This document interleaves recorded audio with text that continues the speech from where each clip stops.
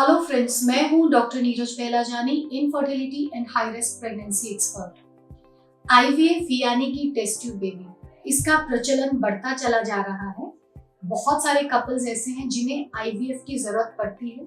इसका कारण है advance age, late marriages, professional commitments, हमारी लाइफ में बढ़ता स्ट्रेस, कुछ बीमारियां, सेक्सुअल डिस्फंक्शंस, अवेयरनेस, बहुत सारे रीजंस ऐसे हैं जिसके चलते आईवीएफ के केसेस अब ज्यादा देखे जाते हैं। आईवीएफ आखिर क्या है और इसमें क्या आप समझे क्या स्टेप्स होते हैं, आज हम इसी के बारे में बात करेंगे। आईवीएफ यानी कि इन विट्रो फर्टिलाइजेशन, या आम भाषा में इसे टेस्ट ट्यूब बेबी भी बोला जाता है।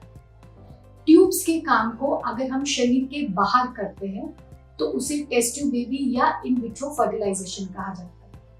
फेलोपियन ट्यूब्स यानी कि परक नली जो रहती है, उसका काम होता है अंडाशय से, जैसे फॉलिकल रप्चर होता है वहां से अंडे को उठाना, एक माहौल देना जहां अंडा और स्पर्म मिलते हैं, गर्भ बनाना और उस गर्भ को बच्चेदानी में ले जाकर के छोड़ना, जहां पे गर्भ टिकता है, बच्चा पनपता है। किसी वजह से अगर ये प्रक्रिया नहीं हो पाती है तो कपल्स नेचुरली कंसीव नहीं कर पाते हैं। जैसे कि अगर फेलोपियन ट्यूब्स ब्लॉक हैं, या एग ठीक नहीं है, स्पर्म की हेल्थ ठीक नहीं है, रिलेशनशिप बनाने में कोई प्रॉब्लम है, ट्यूब्स के फंक्शन ठीक नहीं है, बहुत सारे कारण हैं जिसमें हमें आईवीएफ की जरूरत पड़ती है। तो ऐसे में हम ट्यूब्स के काम को लेबोरेटरीज में करते हैं। लेबोरेटरी में ही एग और स्पर्म को मिलाते हैं, गर्भ तैयार करते हैं और उस गर्भ को वापस बच्चेदानी में ले जाकर के छोड़ देते हैं। इसे बोलते हैं हम आईवीएफ। आईवीएफ को अगर हम समझना चाहते हैं तो मोटे मोटे इसके अंदर में 5 स्टेप होते हैं। पहला होता है screening, second ovarian stimulation, third egg retrieval, fourth embryology part, fifth embryo transfer. Screening के दौरान हम ये जानने की कोशिश करते हैं कि कपल को किस तरीके की आईवीएफ की जरूरत है। क्या मेल पार्टनर में कमी है या फीमेल पार्टनर में। आईवीएफ अलग अलग तरीके का होता है, इसमें अलग अलग तरीके की अलग अलग डोजेज में दवाइयों का इस्तेमाल किया जाता है। कुछ केसेस ऐसे होते हैं जहां हमें आईवीएफ से पहले हस्बैंड या वाइफ को दवाइयां दे करके आईवीएफ की तैयारी करनी पड़ती है। तो डिपेंडिंग अपॉन कि हस्बैंड या वाइफ में क्या कमी निकल रही है, किस वजह से हम लोग आईवीएफ कर रहे हैं, स्क्रीनिंग में जब हम ब्लड टेस्ट करते हैं, अल्ट्रासाउंड करते हैं, सीमन एनालिसिस करते हैं, या कभी कभी कुछ एंडोस्कोपिक प्रोसीजर्स करते हैं, हम ये डिसाइडेड करते हैं कि कौन से तरीके का आईवीएफ लगेगा, उसे हम कब कर सकते हैं, क्या प्रोटोकॉल का इस्तेमाल होगा, क्या सक्सेस रेट रहेगा, कितना खर्चा आएगा। प्री आईवीएफ यानी कि आईवीएफ से पहले की मेडिसिन और उसके बाद की मेडिकेशन क्या रहेगी। तो ये स्क्रीनिंग बहुत जरूरी है, इसी पे हमें सबसे ज्यादा ध्यान देना होता है टू इंश्योर कि आईवीएफ का सक्सेस रेट अच्छे से अच्छा है। सेकंड, जब हम ये तय कर लेते हैं कि हमें कौन से तरीके का आईवीएफ में जाना है, तो फिर होता है ओवेरियन स्टिमुलेशन। वो महिलाएं जहां पे हम उनके खुद के एग्स इस्तेमाल करते हैं, हम इंजेक्शंस के जरिए, जिन्हें हम बोलते हैं गोनाडोट्रोफिन्स, ओवरीज यानी कि अंडाशय को स्टिमुलेट करते हैं और वहां अंडा बनाने की कोशिश करते हैं। ये प्रक्रिया 8 से 12 दिन की चलती है। इस दौरान डेली आपको इंजेक्शंस लेने पड़ते हैं और इंजेक्शंस को लेते टाइम आपको 3 बातों का ध्यान रखना है। पहला, तो जो डोज आपको डॉक्टर ने बताई है, आप उस डोज का इस्तेमाल सही तरीके से करेंगे। जो समय बताया गया है उस समय को लीजिएगा। थर्ड, इसमें टेम्परेचर का बहुत ध्यान रखना होता है कि आप दवाइयों को किस तरीके से स्टोर कर रहे हैं। ये गोनाडोट्रोफिन्स बहुत ज्यादा टेम्परेचर सेंसिटिव होते हैं, तो जो टेम्परेचर है उसी पे आप स्टोर करिए ताकि दवाइयों का असर अच्छे से आए। तो इसे हम बोलते हैं ओवेरियन स्टिमुलेशन। इस दौरान आपको इंजेक्शन लेने हैं, साथ ही साथ आपकी हॉस्पिटल की विजिट्स भी होती है, जो कि 3, 4 या 5 बार हो सकती हैं। वो डिपेंड करता है कि आपकी बॉडी इन दवाइयों को किस तरीके से असर दिखा रही है। इस विजिट्स में हम अल्ट्रासाउंड करते हैं, ज्यादातर केसेस में ट्रांसवजाइनल यानी कि नीचे से सोनोग्राफी करी जाती है। कभी कभी हम ब्लड टेस्ट भी कराते हैं, ये जानने के लिए कि अंडाशय किस तरीके से इन दवाइयों को असर दिखा रहा है, कैसे हमें आगे बढ़ना है, किस तरीके से हमें डोज को एडजस्ट करना है।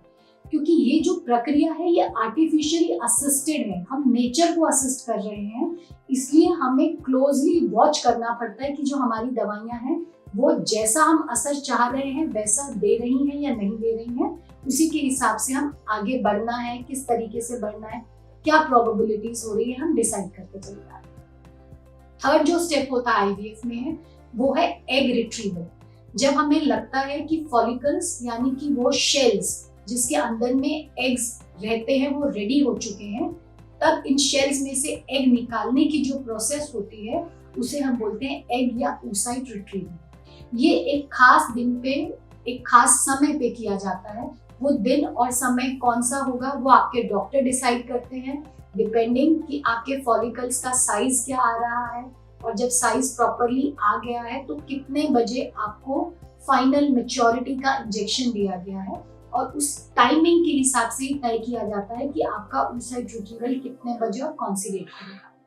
ज्यादातर केसेस में जो एग निकालने की प्रक्रिया है ये हल्का नींद में करी जाती है, सिडेशन में करी जाती है।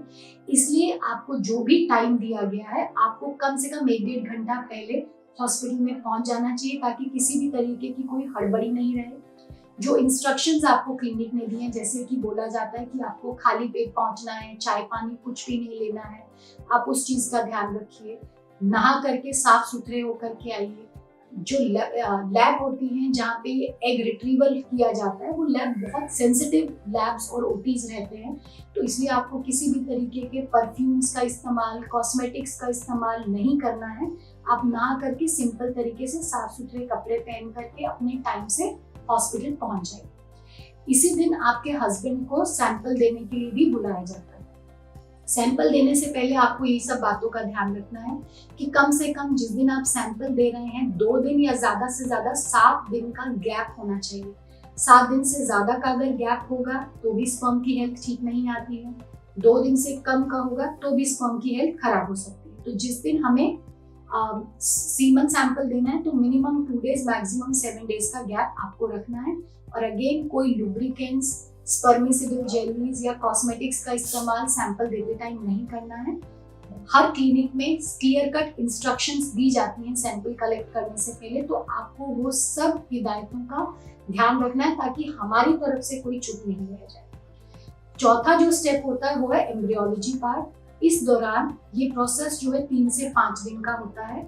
हम ये चेक करते हैं कि जो फॉलिकल सोनोग्राफी में दिखाई दे रहे थे उसको एस्पिरेट करने के बाद उसमें कितने एग्स निकले, उन एग्स की क्वालिटी क्या थी, उसके हिसाब से स्पर्म प्रोसेसिंग भी होती है, स्पर्म की क्वालिटी क्या है।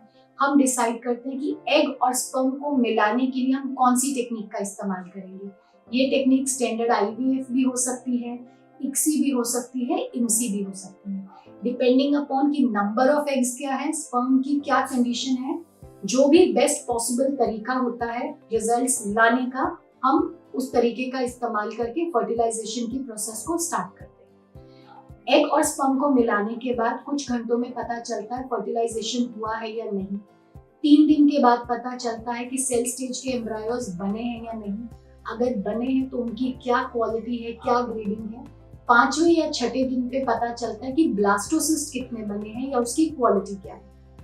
हर लैब के अलग अलग प्रोटोकॉल्स होते हैं, लेकिन 6 दिन से ज्यादा एम्ब्रायोज को लैब में ग्रो नहीं किया जा सकता। इस दौरान हम क्लोजली वॉच करके आपको बताते हैं कि आपके कितने एम्ब्रायोज बने, उनकी क्या हेल्थ है, क्या हम उनको स्टोर करके, जिसे हम बोलते हैं फ्रीजिंग, 1 या 2 महीने के बाद ट्रांसफर करने वाले हैं या फ्रेश ट्रांसफर करने वाले हैं।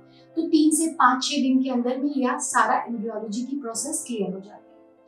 5वां जो स्टेप होता है आईवीएफ का वो है एम्ब्रायो ट्रांसफर का। एम्ब्रायो ट्रांसफर सेम साइकिल में भी किया जा सकता है या फ्रोजन एम्ब्रायो ट्रांसफर्स भी होते हैं। फ्रोजन मतलब जिस साइकिल में भ्रूण बना है उस साइकिल में हम उसको स्टोर करके रखते हैं और फिर 1 या 2 महीने के बाद उसको बच्चेदानी में ट्रांसफर करते हैं, तो उससे सक्सेस के चांसेस बढ़ जाते हैं। तो हम फ्रेश ट्रांसफर में जाएंगे या फ्रोजन ट्रांसफर में, ये आप अपने डॉक्टर के साथ डिस्कस कर सकते हैं।